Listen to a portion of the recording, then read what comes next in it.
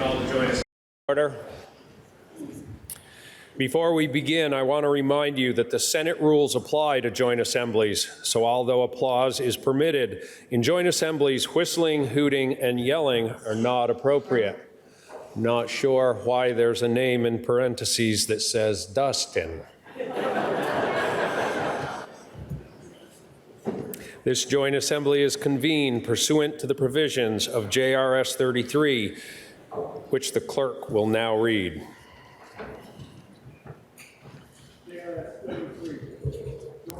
To provide for a joint assembly to hear the budget message of the governor.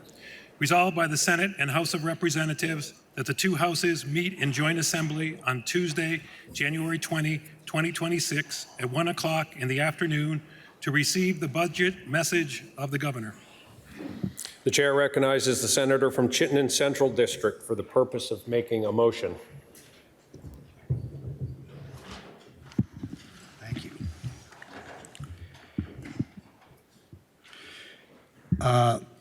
Mr. President, I move that a committee of 6 be appointed by the chair to wait upon His Excellency, the Governor, and escort him into the chamber for the purpose of receiving his budget message. Now, the senator from Chittenden Central District has moved that a committee of 6 be appointed by the chair to wait upon His Excellency, the Governor, and escort him into this chamber for the purpose of receiving his budget message. Are you ready for the question? If so, all in favor say aye. Aye. All opposed, nay. The ayes have it, and the motion carries. The chair appoints the member from Middlebury, Representative Shue, the member from Brattleboro, Representative Kornheiser, the member from Fairhaven, Representative Canfield, the senator from Washington District, Senator Perchlik, the senator from Washington District, Senator Cummings, the senator from Grand Isle District, Senator Brennan. Will the committee please assemble and perform the duties assigned to it? The joint assembly may be at ease.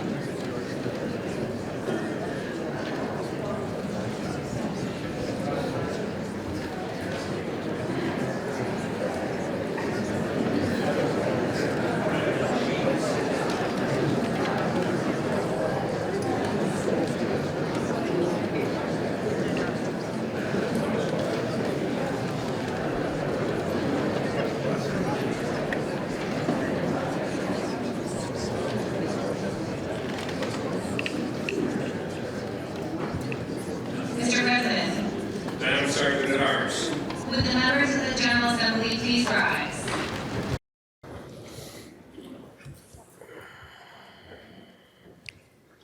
It is my distinct privilege to present to you the Governor of Vermont, the Honorable Philip B. Scott.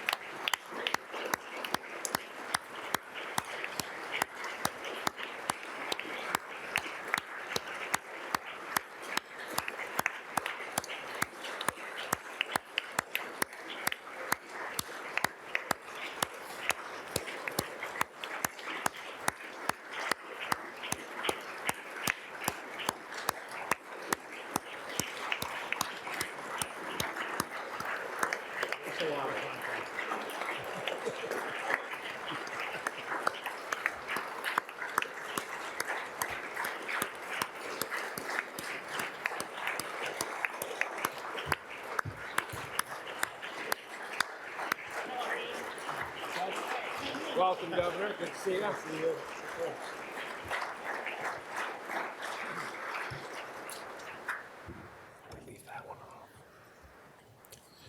It's now my distinct honor to present to you the Governor of the State of Vermont, the Honorable Philip B. Scott.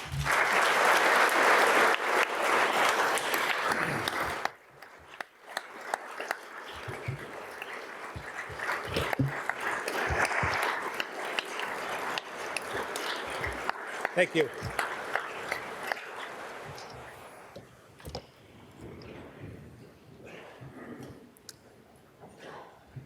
Mr. President, Madam Speaker, Mr. Chief Justice, members of the General Assembly, and my fellow Vermonters. Less than 2 weeks ago, I delivered the State of the State, explaining why education transformation is essential, not only for education itself, but for the many other challenges we face. I look forward to working with you this session so that when we adjourn, we'll have followed through on what we started and given our children and taxpayers the future they deserve. Since I took office, I've directed my team to keep 3 goals in mind when considering new initiatives and ask themselves, does it grow the economy? Does it make Vermont more affordable? And does it protect our most vulnerable? And if it doesn't satisfy at least one of the 3, it doesn't move forward. It's not just a slogan. It's a principle we apply every day, and it's helped guide us in every budget we build.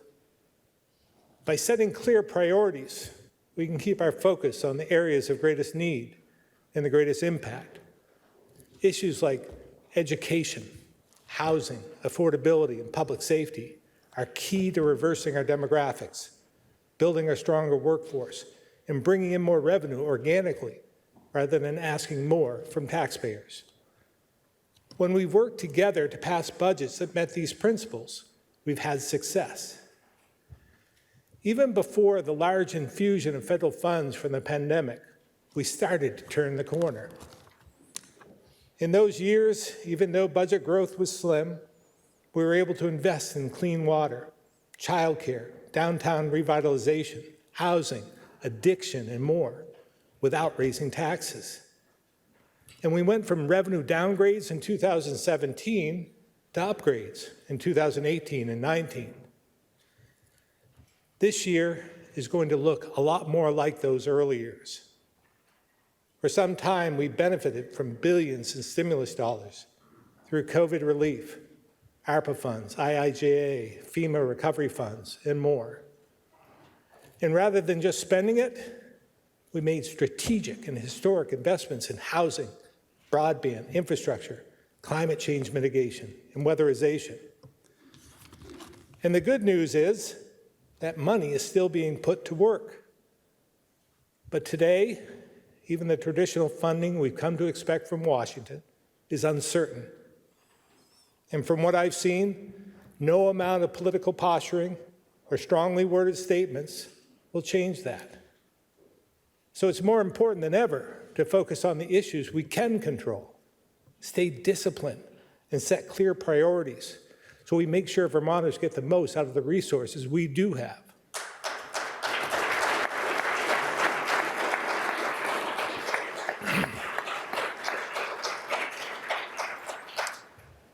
Here's what that looks like. Without raising taxes, this year's budget, across all funds, totals $9.4 billion. And while that's a lot of money for a small state, over a third comes from the federal government. It's also important to keep in mind that just last Friday, the revenue forecast was downgraded. That's new territory for some, because many of you have only experienced the upgrades of the last few years. Let's start with the general fund revenue, which we use for operations and services.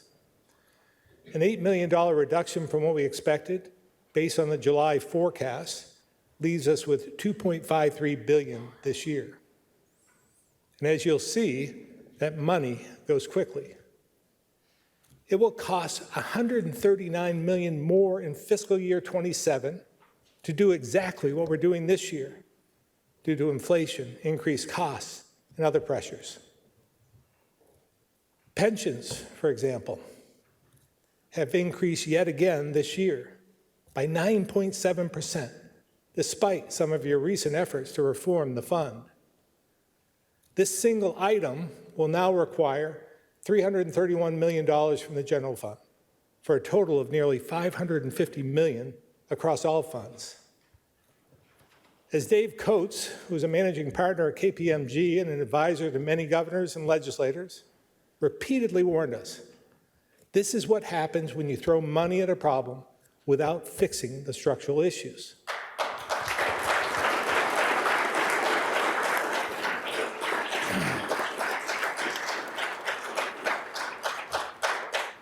Next, we have the Transportation Fund, totaling $317 million in fiscal year 26, which is a downgrade of about $9 million over last year. As a result of the July forecast, the agency had already begun making hard choices on new projects and reductions in workforce. Today, transportation spending faces a $33 million structural deficit, leading to further difficult decisions. But I have faith in our team at AOT to manage their way through this challenge as they've done before.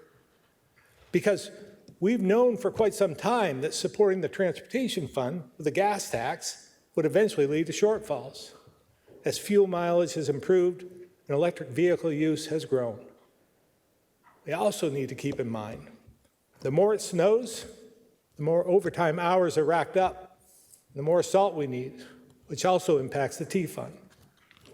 Although snow is great news for the general fund, with more skiers coming to Vermont, resulting in more sales tax, more rooms and meals revenue, and more money added to local economies.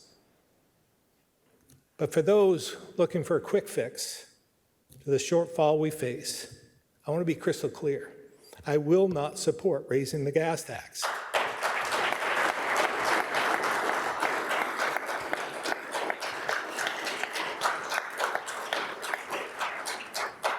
And we shouldn't have to. If all transportation revenue actually went to the T Fund, we'd be in good shape. Decades ago, when the T Fund was flush and the general fund was struggling to keep up with demand, transportation money was directed to other parts of government. But over the last few years, the roles have reversed. The T Fund has struggled, while the general fund has become healthier. This is another structural challenge we can fix, and we have made progress towards rectifying that, but it's been gradual and slow. Last year, we put an end to the JTOC transfer, which some of us have been trying to do for decades. But the transfer of the purchase and use tax, the Ed Fund, is still in place, which is over $50 million last year alone. So, to build toward making the T Fund whole, I propose reducing the transfer of purchase and use by $10 million this year, with a goal of eventually ending the transfer altogether.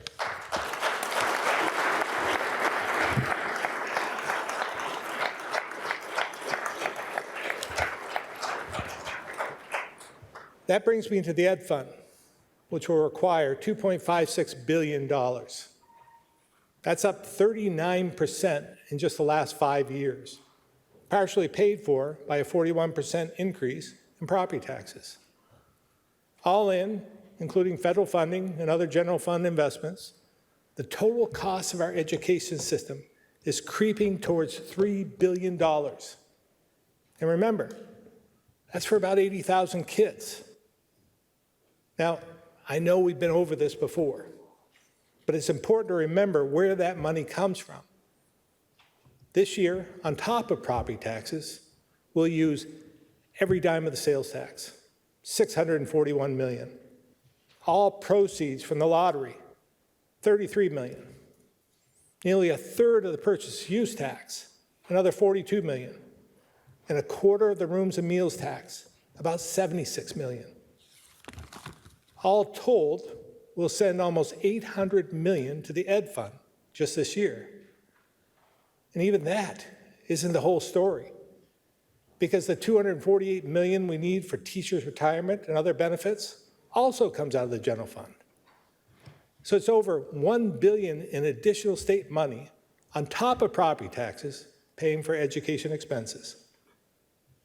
Money that's no longer available to further support other things like housing, childcare, and revitalizing our downtowns. Yet, there are advocates who say, all we need to do is shift the cost of the income tax or ask more of second homeowners. But that money already pays for something else. So the question is, what program or service would you like to cut? And for how long? Especially when, per student, we already spend more than nearly every other state in the nation. This isn't rhetoric, it's reality. And why following through on all aspects of Act 73 is essential. Because we cannot continue to prop up a failing system at the expense of other priorities. And we cannot ask Vermonters to continue to pay more while providing less and less for our kids.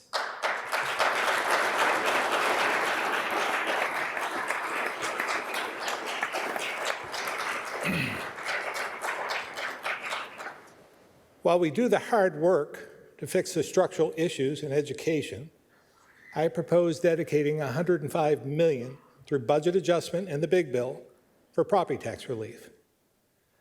This will cut the projected increase down to about half. While I'd like to do more, we need administrators and school boards to dig deep and get creative to reduce this year's growth in spending. And I'll be honest, I'm worried about what I'm seeing in the news and what we saw last year when we made a similar investment. This money is to ease the burden on taxpayers, not to create space for school budgets to continue to grow. Last year, as you remember, we tried to buy down the entire increase. But when some districts saw that, they upped their spending. That's not the goal. And frankly, it hurts schools that struggle to pass budgets.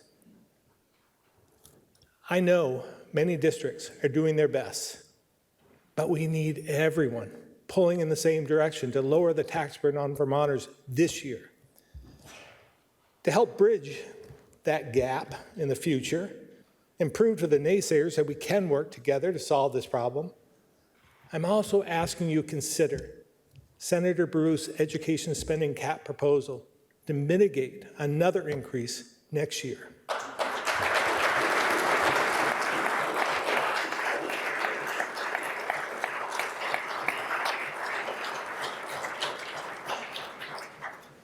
Housing is another major challenge where we need to change our approach.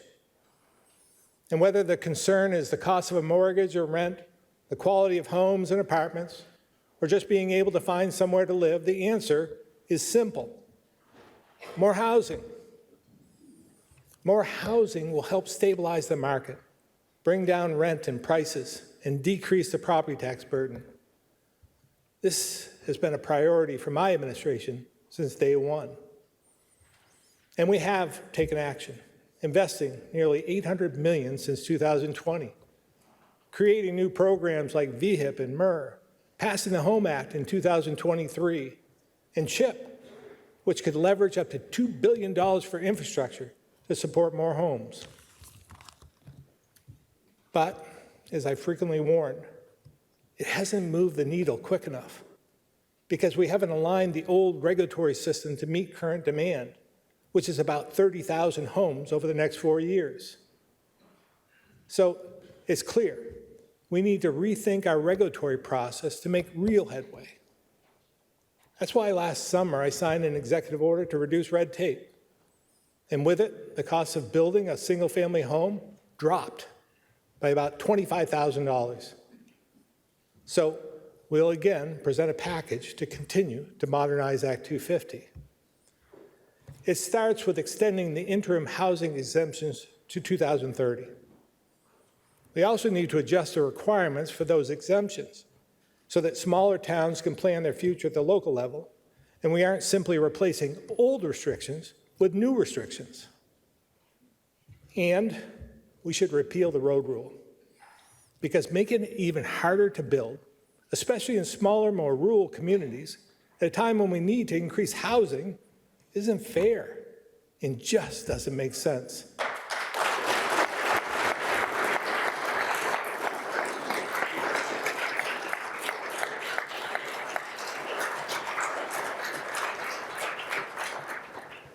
Let's also expand the new ideas we know are working. VHIP has been incredibly successful, preserving and adding more than 1,000 rental units over the course of the last 5 years. At an average cost of just $39,000 per unit, it's by far the best tool we have in our toolbox. So I'm yet again proposing to make its funding permanent.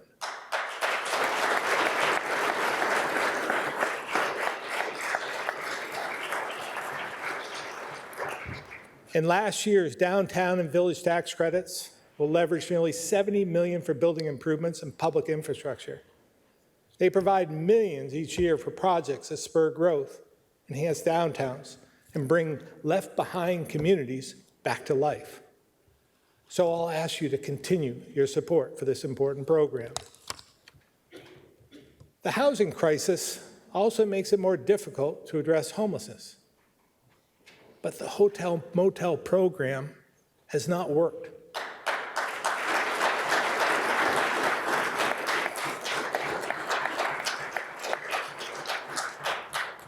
Even with the best intentions, it's done more harm than good by just warehousing people and creating dangerous situations for many. So this budget will build upon my administration's current strategy to shift funding from hotels and motels to emergency shelters with services and support. Let's finally move forward and put more people into more stable conditions with the goal of finding a more permanent place to live instead of just prolonging the crisis they're in.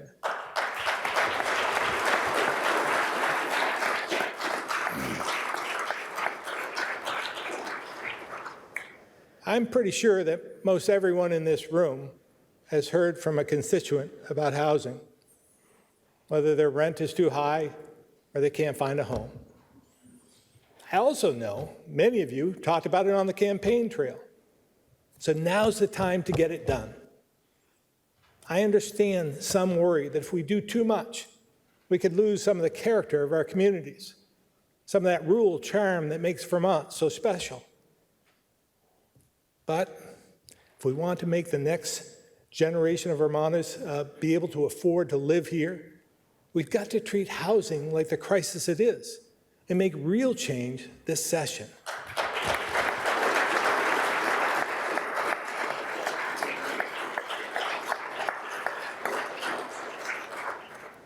Affordability has become one of the most talked about issues in national politics today.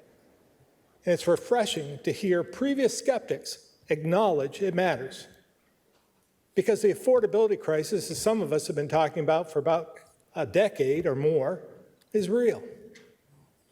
The cost to rent or own a home is just the tip of the iceberg. Think about this. Low-income Vermonters face the highest energy burden in the nation, paying more than 10% of their income on energy. According to the Department of Public Service, disconnection rates have increased 31% since 2022. Too many Vermonters are literally struggling to keep the lights on.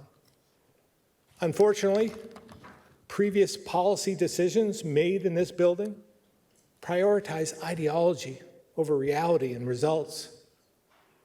Some have said that higher electricity and heating costs are the price we must pay to fight climate change.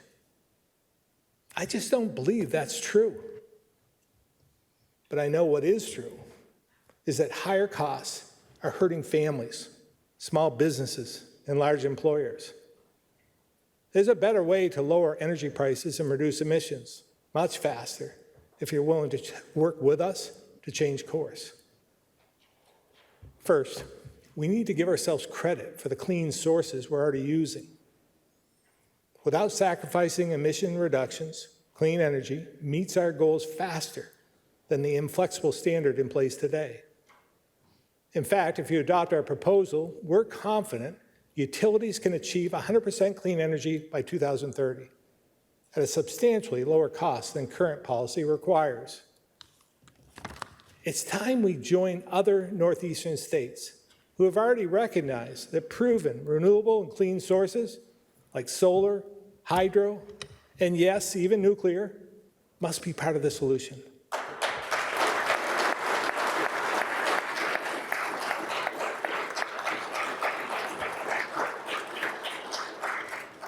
Because if we want to keep the people and jobs we have today and attract more of both, we need to be more strategic with more affordable energy options. This is something we can control. So let's do what's right for Vermonters and the environment in all parts of our state.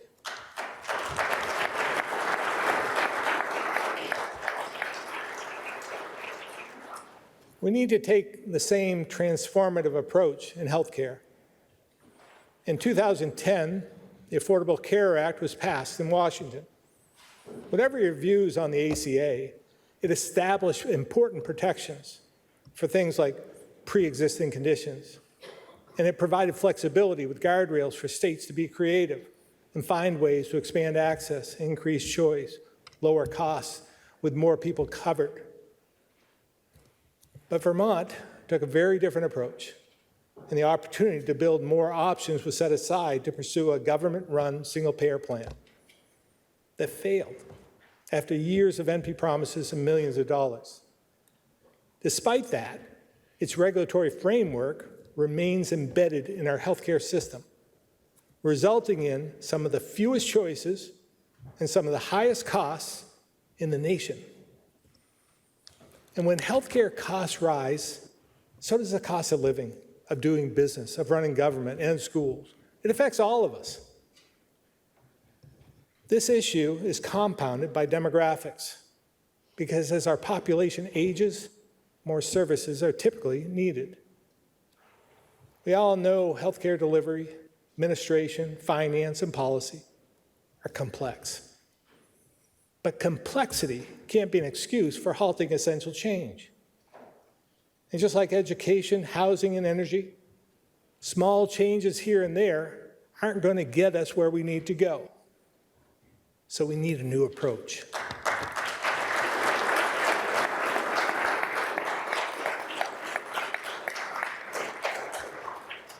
For reform to work, it must be guided by a few basic principles.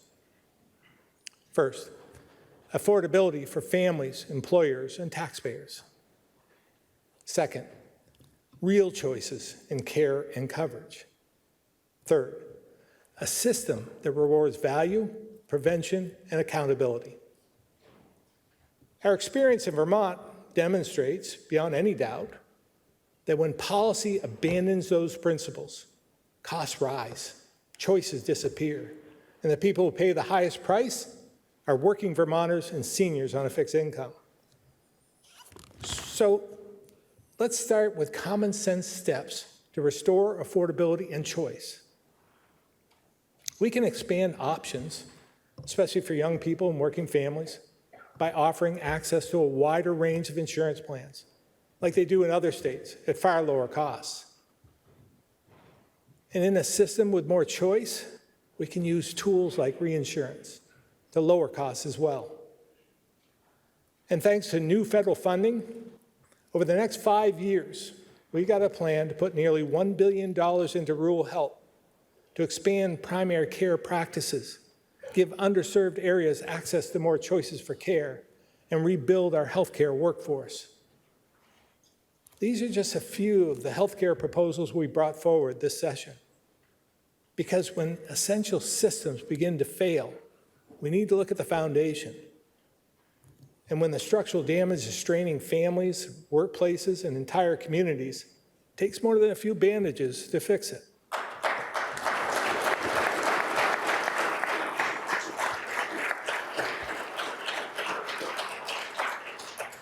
We've seen this across the board, including in public safety.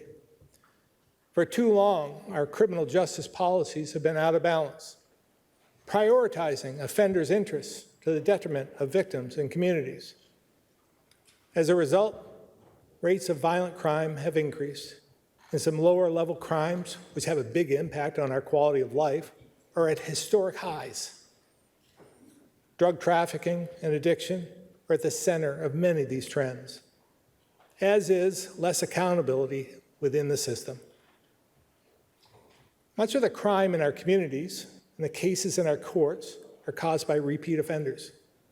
Over a quarter of the current backlog involves people with 5 or more pending criminal cases.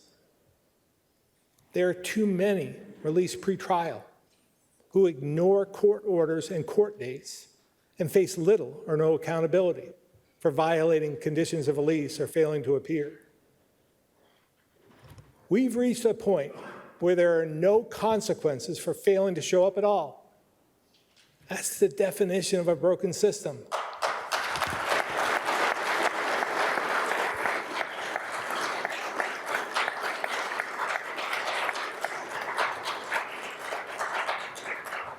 Now, we've made some improvements in recent years, like restoring bail, modernizing a few drug and competency laws, and requiring courts to expedite hearings for certain situations. But like every other area we've talked about today, much more work remains.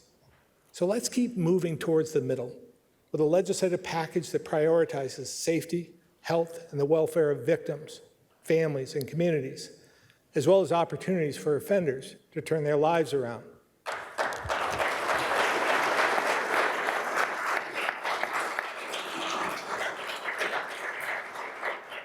We also have a juvenile system that fails to hold young adult offenders accountable.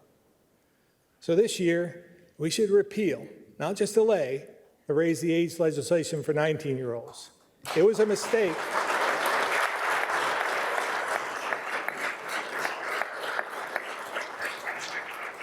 It was a mistake, and we need to change course. I'm also asking you to act on my proposals from last session to give prosecutors the ability to charge violent offenders who are under 19 years old in criminal court for serious crimes like aggravated domestic assault and aggravated stalking.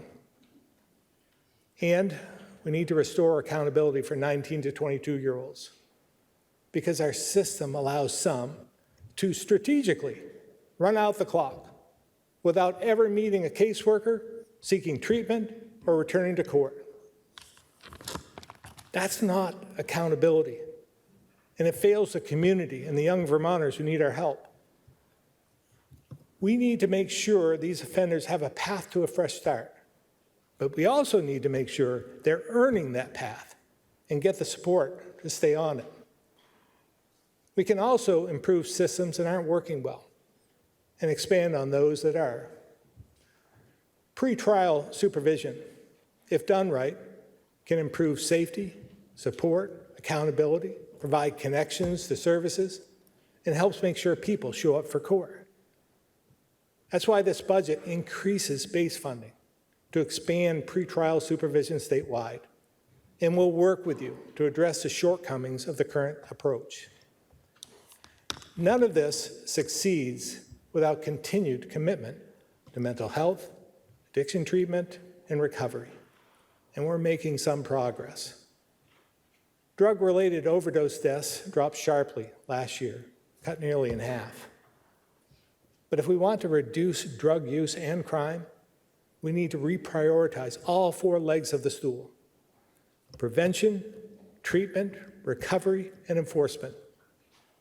That's why this budget invests over $2 million more from the general fund for shelter beds and a recovery employment program, on top of funding for residential treatment, peer support, and expanded services in corrections.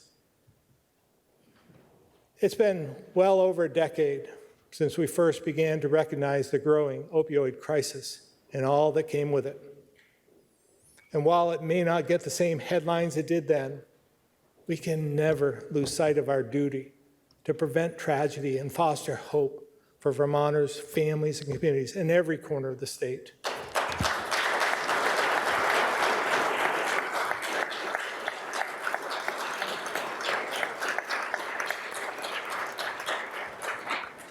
We've seen the result when leaders have an open mind, a little humility, and are trying to do something different. In Burlington, our Community Accountability Court has shown we can effectively reduce the case backlog, connect repeat offenders with service providers, and offer the hope of a healthy, stable future. After years of escalating public safety concerns, one special prosecutor with a caseload of over 900 has closed over 500 active criminal cases involving 60 repeat offenders, and it only took 55 court days. Importantly, we've interrupted a cycle of drugs, crime, and violence, giving offenders a chance to turn the corner toward recovery. This effort brought together partners from the judiciary, my administration, city government, clinicians, business, and community leaders. I want to thank all of them for working together. But I especially want to thank Prosecutor Zach Waite and the public defenders, retired Judge Maley, and the field team at AHS for stepping up to do this work.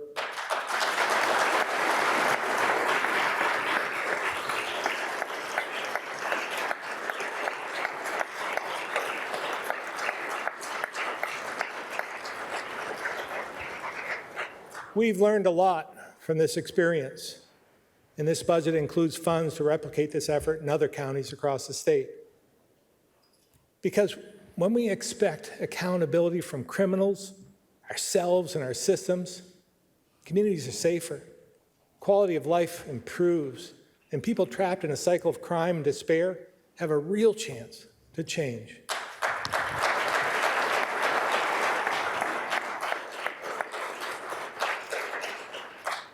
Now, I've been up front with you. This budget looks a lot more like those from before the pandemic, which means we have to be clear about our goals and carefully prioritize. Gone are the days of saying yes to every group asking for more funding, but there are still pockets of money in every agency, department, and division that will make a real difference for all of us, like eliminating some of our agricultural fees, investing in VOREC to continue to expand our outdoor economy across the state, and helping UVM get the new multipurpose center back on track, which will be a huge economic driver for both the state and university, without using general fund dollars or pulling from other important needs. At the same time, the federal stimulus money is still supporting major housing, broadband, weatherization, and flood mitigation across the state. I appreciate the work my team has done through this entire process to prioritize the things that will give us the greatest return. And that's the approach I'm asking you to take as we work together in this shifting economic environment.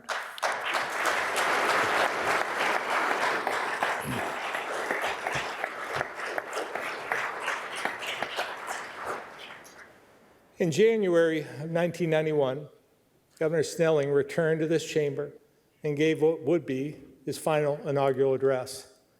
Facing a budget deficit of $151 million, he said, "We cannot and will not set lower standards for the education of our children, for the health of the population, for assistance to the troubled, jobless, or homeless, or for protection of the environment.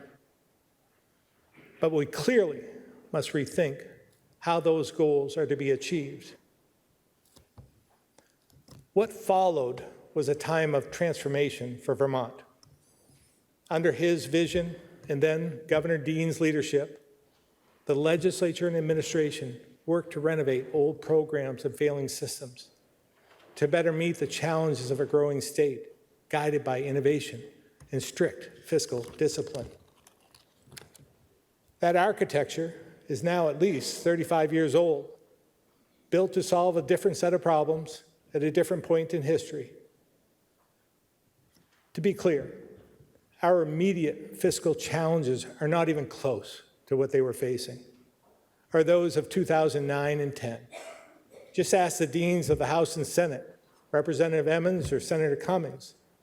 I was there as well, when we repeatedly received bad news about plummeting revenue and rising caseloads, and state government had no choice but to cut almost 1,000 positions over the course of the Great Recessions. We are not in that place. And we have the opportunity to make sure we don't get there by transforming our most critical systems and leaving Vermont better than we found it.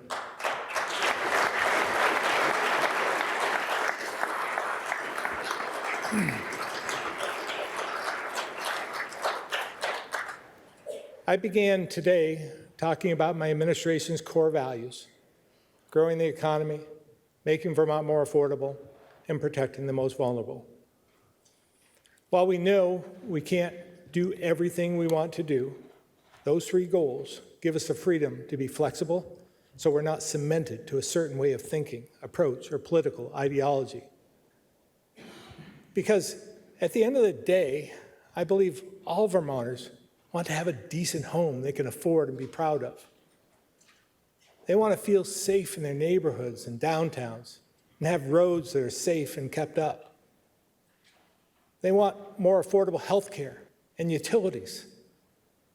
They want us to protect the environment. And I believe we all should want the best education in the nation, to give our kids the best start in life we can. But we can't do any of this unless we're willing to change and reshape the future. If we don't, our outdated systems and programs will continue to erode. And eventually, when times get really tough, Vermont will face impossible decisions like we did in 1991, 2009, and 2010. If we tap into that Yankee ingenuity and common sense that I know still exists, we can make a lasting impact on Vermonters. We can embrace opportunity. We can remember history and learn from it, and move towards the future on a new path with the tools to confront whatever the next challenge may be. This is the Vermont that I can see, and I hope you see as well.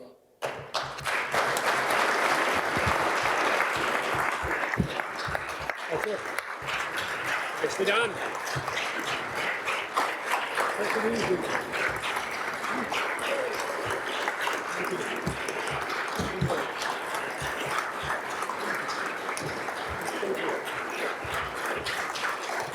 Really went to clapping.